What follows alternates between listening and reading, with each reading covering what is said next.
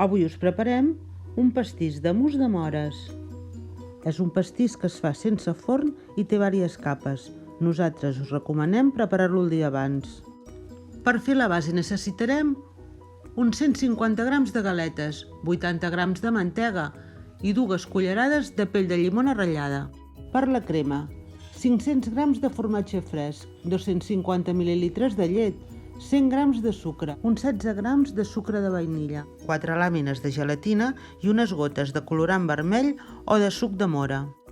I per a la cobertura, 300 grams de mores, el suc de mitja llimona, 120 grams de sucre, 130 ml d'aigua i 3 làmines més de gelatina. Començarem preparant la base. Ratllem la pell de la llimona i reservem. Posem les galetes dins del vas del robot o la picadora, les triturem ben fines i seguidament afegim la mantega amb textura pomada i la llimona ratllada. Tornem a triturar un moment i ens quedarà una barreja homogènia. Agafem el motlle sense la base i el posem directament en el plat i forrem el lateral amb paper de forn. Afegim la barreja, la compactem bé i anivellem i la reservem a la nevera mentre preparem la crema. El segon pas és preparar la crema. El primer que farem serà posar les làmines de gelatina en remull amb aigua. Seguidament, agafem un cassó i posem el formatge i amb les varetes manuals o elèctriques el remenem fins que ens quedi una textura suau. Continuem remenant i afegim la llet. També incorporem el sucre i el sucre vainillat i a partir d'aquest punt escalfem suaument sense deixar de remenar. No ha de bullir. Afegim les làmines de gelatina hidratades, remenem bé i retirem del foc. I per donar un punt de color a la crema podem fer servir unes mores triturades i colades o unes gotes de colorant vermell.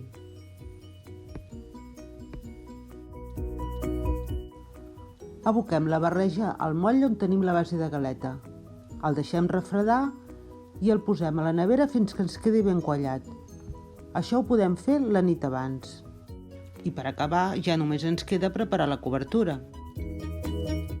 Agafem les làmines de gelatina i les deixem uns minuts en remull. Separem algunes mores per decorar i la resta les triturem amb robot o batedora.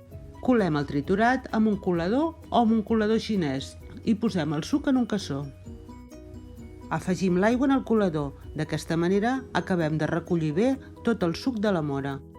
Afegim el suc de llimona, el sucre i escalfem suaument sense deixar de remenar. No ha de bullir. I afegim la gelatina, remenem i la desfem bé. I colem la cobertura damunt de la crema. Tornem a posar el motlle a la nevera, deixem que la cobertura qualli i el podem decorar al nostre gust. I com sempre, no marxeu sense donar-nos un like i subscriviu-vos, així rebreu un avís quan publiquem les noves receptes.